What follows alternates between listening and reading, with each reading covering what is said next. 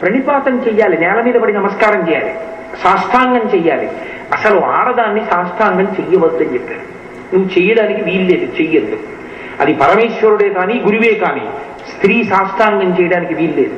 ఎందుచేత అంటే ఏ శరీరావయవములోంచి ఈ లోకమంతా సృష్టింపబడి బయటికి వస్తోందో, బయటికి వచ్చిన బిడ్డలు ఏ స్థనముల నుండి ఆహారమును స్వీకరిస్తున్నారో ఆ రెండు అగౌరవింపబడి భూమిని తాకవలసిన అవసరం లేదు. అవి లేని నాడు సృష్టి లేదు.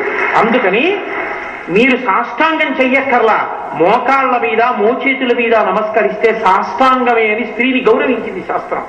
అంత వైభవోపేతమైనటువంటి సనాతన ధర్మము, అంత మర్యాద చూపించింది స్త్రీమూర్తి ఎంతో. జనత్వనత్కంకణను పురాయై, ఆ తల్లి యొక్క చేతులు చేతికి పెట్టుకున్న కంకణముల యొక్క చప్పుళ్ళు వినపడుతున్నాయి. ఆ ఒక్క చప్పుళ్ళ చాట్న శంకరాచార్యుల వారు ఎన్ని చప్పుళ్ళు దాచారో చూడండి.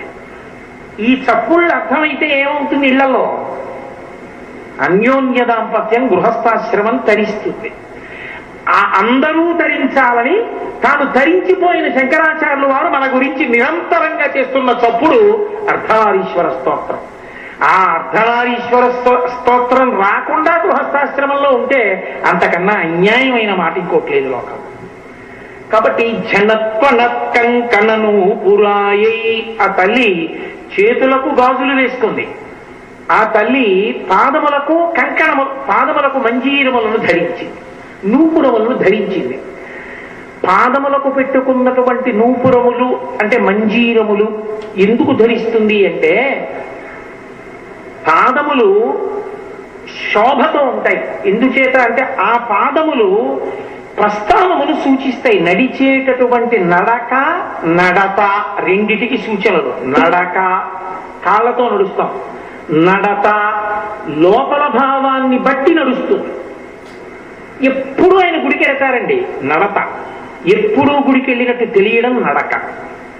లోపల భక్తి నడత, పైకి గుడికి వెడుతున్నట్లుగా ఆయన మనకి తెలియడం నడక. నడతకి గుర్తు నడక, నడకకి సాధనము పాదము. ఆమె నడత పతిని అనుసరించడం. ఎప్పుడు ఆయన మనసెరిగి ప్రవర్తిస్తుంటుంది ఆవిడ తప్ప. అసలు విచిత్రం ఏమిటంటే ఆవిడ విషయంలో, ఆవిడ మ్రోల సరస్వతీదేవి వచ్చి కూర్చుని కీర్తన వాయిస్తానంటే, ఆవిడ మీద కీర్తన వాయిస్తే ఆవిడ భృకుటి చిట్లిస్తుంది. ఇదేంటి నా మీద కీర్తన చేస్తున్నాను. ఆవిడ పొంగిపోయేది ఎప్పుడంటే పరమశివుడి మీద కీర్తన చేస్తే. విపంచాగాయంతి వివిధమపదానం పశుపతే, పశుపతే ఆ పరమశివుడి మీద కీర్తన చేస్తుంటే ఇలా ఇలా అంటుంది. చలిత శిరస సాధు వచన. ప్రవచనం వినేటప్పుడు బుర్ర ఇలా ఇలా కలపడం, ఇలా ఇలా అంటూ ఉండడం చేయకూడదు. సంగీతం వినేటప్పుడు స్తంభించిపోయి వినకూడదు. శ్రోతకి దేనికి ఉండే లక్షణం దానికి ఉండాలి. ప్రవచనం వినేటప్పుడు చక్కగా శ్రద్ధగా కూర్చుని వినాలి. సంగీతం వినేటప్పుడు అలా కూర్చున్నాం అనుకోండి, ఏమిటో వీళ్ళకి నచ్చిందో నచ్చలేదో అనుకుంటాడు.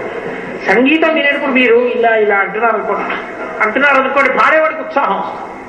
ప్రవచనం చెప్పేటప్పుడు ఇలా ఇలా అంటున్నారు అనుకోండి, ఎందుకు అలా అంటున్నారు, వాళ్ళందరికీ నచ్చిందా నచ్చలేదా, తప్పు చెప్తున్నా అనుమానం వస్తుంది.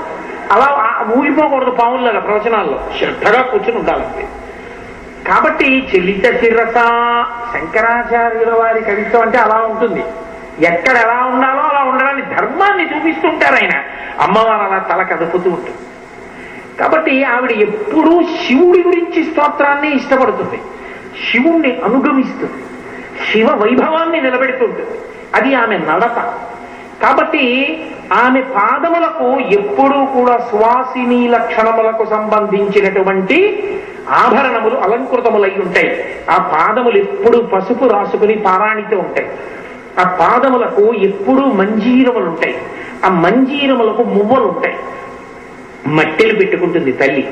మట్టెలు పెట్టుకుని ఆవిడ నడిచి వెడుతూ ఉంటే, లలితా సహస్రనామ స్తోత్రంలో వ్యాస భగవానుడు అంటాడు, మరాళి మందగమన. మరాళి మందగమన అని రెండుగా విడదీయకూడదు. మరాళి మందగమన. ఆమె ఆడహంస ఎంత మెల్లమెల్లగా నడుస్తుందో అంత అందంగా నడుస్తుంది. నడకలకి ప్రసిద్ధి వహించినది ఏది అంటే హంస. హంస నడిచేటప్పుడు అంత అందంగా నడుస్తుంది అని. ఆవిడ నడిస్తే ఏమవుతుందిట, అంటే పోతన గారు భాగవతం చేస్తూ రుక్మిణీ కళ్యాణంలో ఒక మాట అంటారు, పేర్వేర బొమ్మల పెండ్లిండ్లు చేయుచు అబలలతోడ వియ్యంబులుందు గుజ్జల గుళ్లను కొమరప్ప వండించి చెలులకు పెట్టించు చెలువ మెరసి రమణీయ మందిరా రామదేశములందు పువ్వు తీగలకును పువ్వి పెట్టు సదమల మణిభయ సౌధ భాగములందు లీలతో భర్మ డూలికల నూగు బాలికల తేరి బాలికలతోడ బంతులాడు సరికాకీర పంతికిని చదువు చెప్పు బర్హి సంఘంబులకు మురిపములు గరపు మందమరాళములకు చూపు మందగతులు అంటారు. మందమరాళములు అంటే ఆడ హంసలు. హంసలుట రుక్మిణీదేవి నడుస్తుంటే ఆవిడ దగ్గర నడక నేర్చుకునేవి. అంత అందంగా నడక, ఆవిడ నడక అంత అందంగా ఉంటుంది. అందుకే గజగామిని అని ఒక పేరు.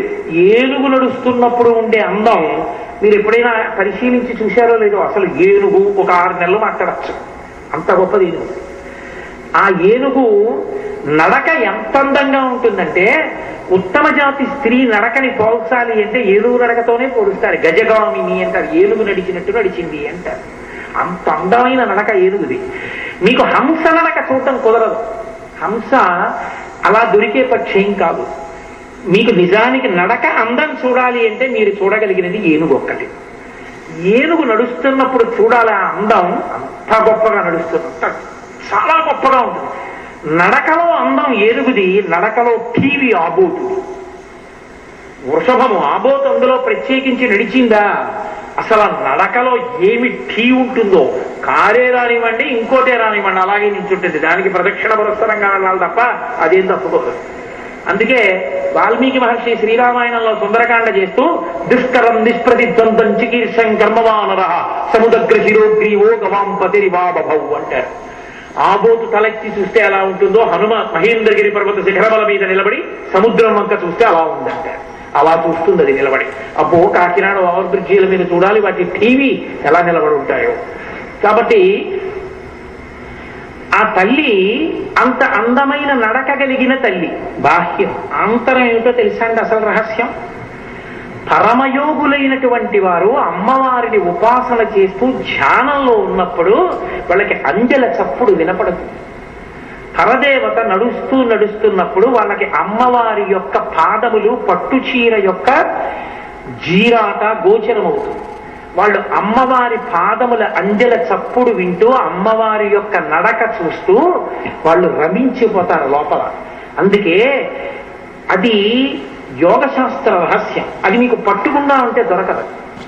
ఊపిరి తీసినప్పుడు ప్రధానంగా ఎందులోంచి వెళ్ళి ఎందులోంచి బయటకు వస్తుందో అది తిరగబడిపోతుంది ధ్యానంలో.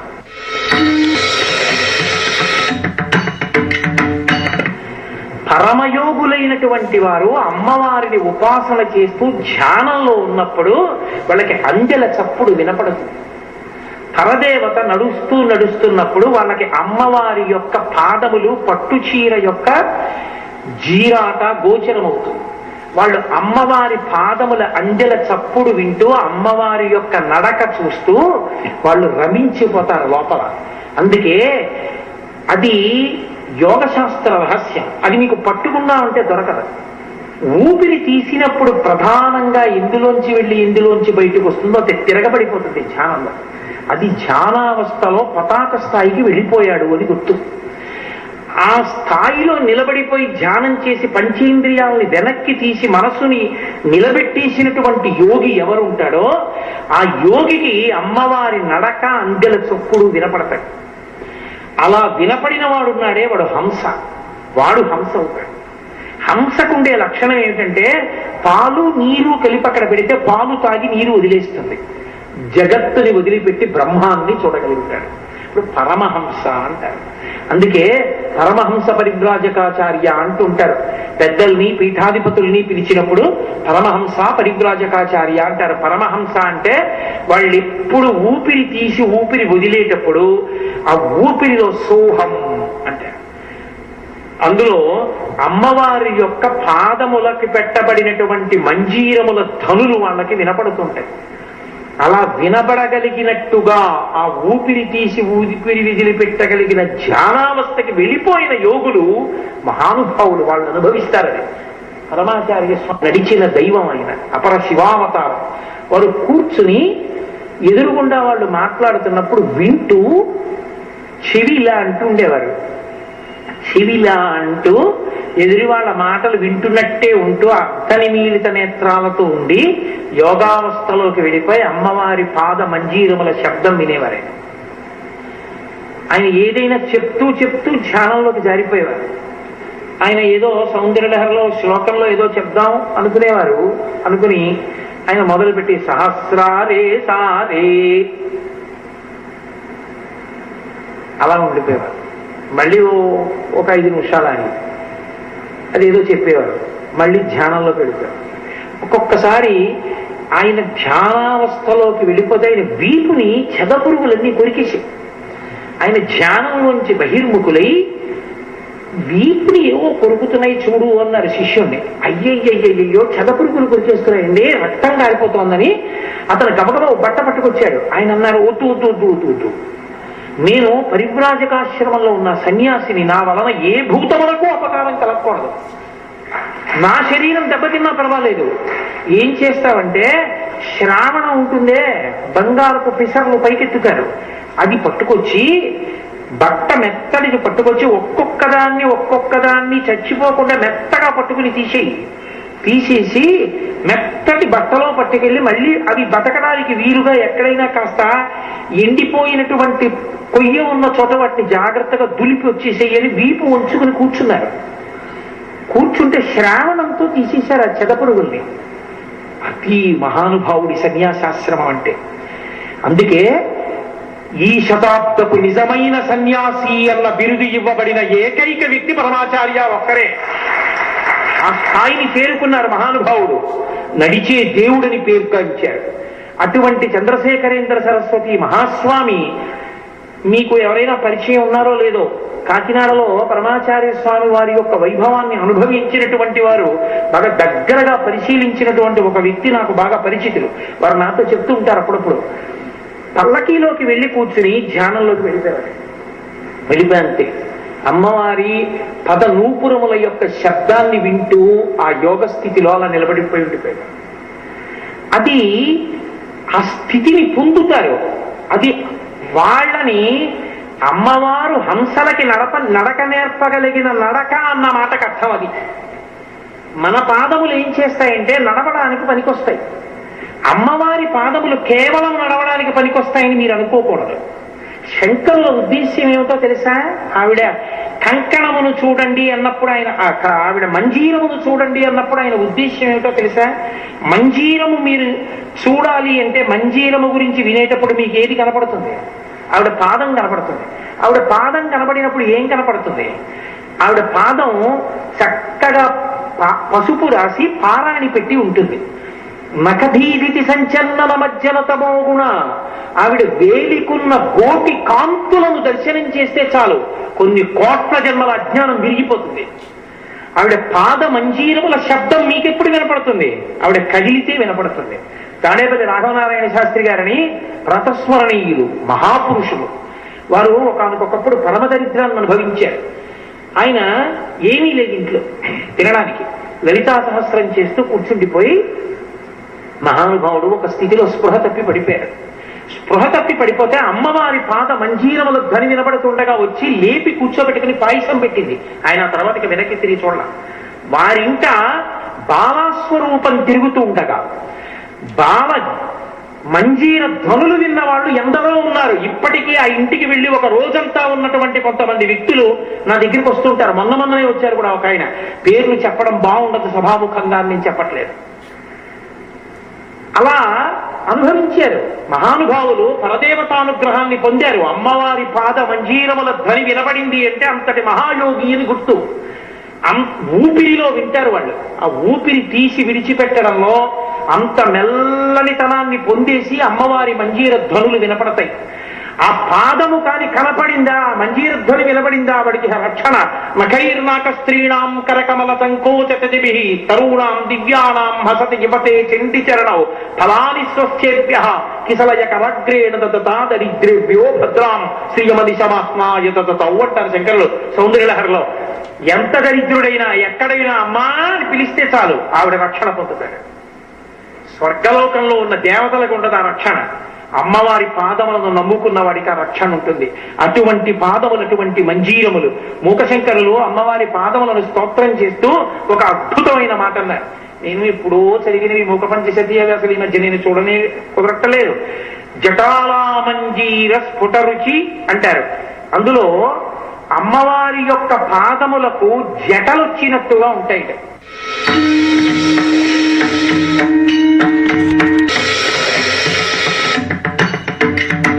నేను ఇప్పుడు చదివినవి మూక పంచశతి, అవి అసలు ఈ మధ్య నేను చూడనే కుదరట్టలేదు. జటాలా మంజీర స్ఫుటరుచి అంటారు. అందులో అమ్మవారి యొక్క పాదములకు జటలొచ్చినట్టుగా ఉంటాయి. అంటే అమ్మవారికి జట ఉంటుంది, అది కాదుట. అమ్మవారి పాదములు ఒక్కటే ఒక మనిషి కింద చిత్రీకరించారు ఆయన. అవిట ఎలా ఉంటాయంటేట జటాలా మంజీర స్ఫుట తరుణ నికటై.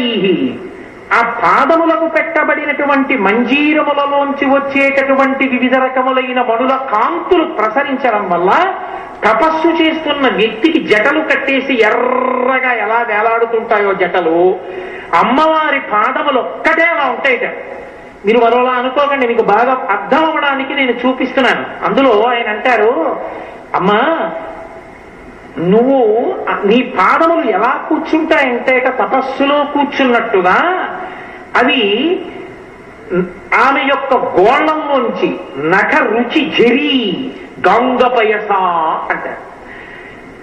తపస్సు చేసే వ్యక్తి గంగానది ఒడ్డులో కూర్చుని తపస్సు చేస్తుంటే కింద నుంచి గంగ నీళ్లు వచ్చేసాయి అనుకోండి, ప్రవాహం వచ్చి బహిర్ముఖుడు అవడు.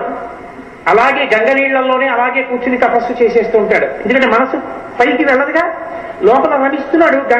గంగాజలాలు తగులుతూ వెళ్ళిపోతున్నాయి, కొద్దిగా ప్రవాహం పైకి వచ్చింది, ఆయనకి తెలియదు. అలాగే గంగాజలాలలో కూర్చుని తపస్సు చేస్తున్నట్లుగా నీ పాదములు కూడా తపస్సు చేస్తున్నాయమ్మా అన్నారు. ఆ తపస్సు చేసే వ్యక్తికి పైన జటలు కట్టి వేలాడతాయి. అలా నీ పాదములు కూడా గంగలో ఉన్నాయి. ఎలా ఉన్నాయో తెలుసా అన్నారు. నీకు అర్థం అవడానికే చూపిస్తున్నాను తప్ప నా ఉద్దేశ్యం ఇంకొకటి కాదు. అమ్మవారి పాదములుట ఇలా పెడితే ఆవిడ పాదములు ఎలా ఉంటాయంటేట ఇలా పెట్టినప్పుడు ఆవిడ ఆ గోళ్ళ యొక్క కాంతులు గంగపయస, ఆ కాంతులు తెల్లగా ఉంటాయి. గంగా నదీ జలాలు తెల్లగా ఉంటాయి. ఆ తెల్లటి కాంతులలో ఉన్న ఆమె పాదములు గంగా జలాలలో తపస్సు చేస్తున్న ఒక యోగిలా ఉంటాయి. దీనికి పెట్టబడినటువంటి మంజీరముల మనుల కాంతులు జటాలా మంజీర, ఆ జటలులా ఎర్రటి జటలులా కాంతులు వేలాడుతుంటాయిట. అలా ఉన్న నీ పాదములను దర్శనం చేస్తే ఏమవుతుందో తెలుసా అన్నారు మూకశంకరులు. అమ్మ నీ పాదములు ఎందుకు తపస్సు చేస్తున్నాయో తెలుసా? లోకంలో మనుషులు తపస్సు చేస్తారు, నీ పాదములు ఎందుకు తపస్సు చేయడం అంటే, పాదములు ఎందుకు తపస్సు చేస్తున్నాయంటేట ఎక్కడైనా ఎవరైనా నా భక్తులు అమ్మా అని పిలుస్తారేమో రక్షించాలని తపస్సులో పరమేశ్వరుణ్ణి చూసినట్టుగా అవి తపస్సమాధిలో ఉండి భక్తుల్ని చూస్తున్నాయిట. నీ పాదములంత శక్తివంతములమ్మా అన్నారు మూకశంకరులు పాదాల మీద శతకం చేస్తూ. అమ్మ పాదములు, అమ్మ మంజీరములంటే అంత శక్తివంతములు. కాబట్టి నేను ఎంతని మీతో మనవి చేయగలను. అలా మనవి చేస్తూ వెడితే 7 రోజులు ఒక లెక్క, అది సరిపోతుందా? అసలు అమ్మవారి యొక్క జనప్పనక్కను పురాయి పదాబ్జరాజత్ఫణిరాజితాయ. శంకర భగవత్పాదులు అంటారు, ఇప్పటిదాకా అమ్మవారి చేతులకు అమ్మవారి పాదములకు పెట్టబడినటువంటి ఆభరణముల గురించి మాట్లాడారు. ఇప్పుడు దీని గురించి మాట్లాడుతున్నారంటే పరమశివుని యొక్క ఆభరణములు మాట్లాడుతున్నారు. పరమశివుని యొక్క పాదములకు పెట్టబడిన ఆభరణములు ఏమున్నాయిట ఆయన పాదములకు? పదాబ్జరాజత్ఫణిరాజితాయ. ఆ అయ్యవారి పాదాలకి పాము చుట్టుకుని ఉంది, అది కూడా పాములు కాదు. పదాబ్జరాజత్ఫణిభూషితాయ. ఫణిరాజు అంటే పాములలో రాజు ఎవరుంటారో అటువంటి రాజు, ఆ పాముల రాజు చుట్టుకుని ఉన్నాడు. ఇంటికలా పాము చుట్టుకోవడం ఏంటి? ఆవిడ చక్కగా మంజీరములు పెట్టుకుంది, చక్కగా చేతులకి కంకణములు వేసుకుంది. ఆ ధ్వని, ఆ పాదాలు, ఆ పసుపు, ఆ పారాణి, ఆ బొట్టు నిజంగా ఎంత వైభవోపేతంగా ఉంది. పాదానికి పాము ఉండడం ఏంటి, పామును చుట్టుకోవడం ఏంటి అని అర్థం ఉందా? మనకి తెలియకపోతే బుక్కును ఏమనేస్తామంటే, ఏమిటోనండి అమ్మవారి వైభవం ఎవరు, ఈయనేమిటండి ఈయన ఎలా దొరికాడండి ఆవిడికి అనేస్తాం. కానీ ఆయన ఎంతటి మహానుభావుడో చెప్పడమే శంకరాచార్యుల వారి ప్రజ్ఞ. పదాబ్జరాజత్ఫణిరాజితాయ అని కదా, పాముల రాజు చుట్టుకున్నాడని కదా. దానికి ఒక పెద్ద రహస్యం ఒకటి ఉంది, ఎందుకు పరమశివుడు అలా చుట్టుకుంటాడు అన్నదానికి. ఒకానొకప్పుడు పరమశివుడు తాండవం చేశాడు. ఆ తాండవాన్ని మహాప్రళయమునందు చేసేటటువంటి తాండవం అంటారు, అది మహాతాండవము. ఆ తాండవం చేసినప్పుడు ఇంకా లోకాలేమి ఉండవు, అన్నిటినీ తనలోకి తీసేసుకుంటాడు. అప్పుడు ఎవరు ఉండరు, ఇంకా మహాప్రళయ సాక్షిణి అమ్మవారు ఒక్కరే చూస్తుంది, దాన్ని ప్రళయ తాండవము అంటారు. అలాగే ఇంకొక తాండవం ఉంటుంది, దాన్ని ఆనంద తాండవము అంటారు. పరమ సంతోషంతో ఈ లోకాలన్నిటినీ కూడా నడిపిస్తూ ఉంటాడు. ఆ నడిపించే స్వరూపంలో ఆనంద తాండవం చేస్తాడు. ఆనంద తాండవం చేసే సభకే నటరాజ సభ అని పేరు. చిదంబరంలో ఉంటుంది అది. చిదంబరం వెళితే చూడవలసింది ఏది అంటే ఆకాశలింగం నటరాజు. నటరాజుగా అక్కడ ఉంటాడు, చిత్ సభ అంటారు. ఆ సభలో నటరాజస్వామిగా నిలబడి ఉంటాడు ఆయన. ఆ నటరాజస్వామిగా నిలబడి చేసేటటువంటి తాండవాన్ని ఆనంద తాండవము అంటారు. అలాగే ఊర్ధ్వ తాండవము అని ఒకటి ఉంటుంది, మీరు ఎప్పుడైనా చూశారో లేదో. ఆయన కాలు ఇలా పైకెత్తేసి ఈ పైన ఉన్నటువంటి ఆ పై కప్పేరుందో దాన్ని పాదంతో తాకుతాడు. అప్పుడు ఎలా ఉంటాడంటే ఇలా రెండు కాళ్ళు ఉండవు, ఒక కాలు ఇలా ఉంటుంది, ఒక కాలు ఇలా ఉంటుంది, అలా ఉంటాడు. అలా ఉన్న ఊర్ధ్వ తాండవమూర్తి అంటారు దాన్ని. అలా కాలు పైకెత్తినటువంటి తాండవమూర్తి. ఇంకొక తాండవం ఉంటుంది, 7 రకాల తాండవాలు ఉంటాయి. ఇప్పుడు ఆ తాండవాలు అన్నీ చెప్పి వాటి అర్థాలు చెప్పడం కష్టం కాబట్టి నేను అసలు విషయాన్ని చెప్పే ప్రయత్నం చేస్తాను మీతో. అజప తాండవము అంటారు. అజప తాండవము లేదా అజప నటనము అని పిలుస్తారు దాన్ని. అజప నటనము అని ఎందుకు పిలుస్తారంటే జపం చేసేటప్పుడు కదలికలు ఉంటాయి లోపల. ఎందుకుంటాయంటే జపం చేసేటప్పుడు ఊపిరి పీల్చి ఊపిరి విడిచిపెడుతూ బీజాక్షరాల్ని పలుకుతూ ఉంటాడు. ఆ బీజాక్షరాల్ని పలుకుతూ ఉన్న కారణం చేత శరీరంలో ఉండేటటువంటి నాడులన్నీ ఆ శక్తిని పొందుతాయి. అవి విశేషంగా నాడులు శక్తితో నిండిపోతే ఏమైపోతుందంటే ఆ శక్తితోటి ఏ మంత్రాధిష్టాన దేవతని ధ్యానం చేస్తూ బీజాక్షరం పలికాడో ఆ మంత్రాధిష్టాన దేవత కనపడుతుంది కొన్నాళ్ళకి. అందుకు మంత్రజపం, అది మంత్రజపం యొక్క శక్తి. కాబట్టి మంత్రజపం అంత గొప్పది. అటువంటి మంత్రజపం చేత లోపల వచ్చేటటువంటి కదలికలకి జపతాండవము జపనటనము అంటారు. అంతవరకు అర్థం చేసుకోండి చాలు. అజపనటనము అని ఒకటి ఉంటుంది. అజపనటనము అన్న మాటకు అర్థం ఏమిటో తెలుసా? ఆయన ఏమీ జపం చేయడు, ఆయన ఏమీ మంత్రం చెప్పడం, ఆయన ఈ ధ్యాన స్వరూపాన్ని చూడడం. అజప అంటే జపం చేయట్లేదు, కానీ ఏం చేస్తున్నాడు? జపం చేయకపోయినా కూర్చుని ఊపిరి తీసి ఊపిరి విడిచిపెడుతున్నాడు.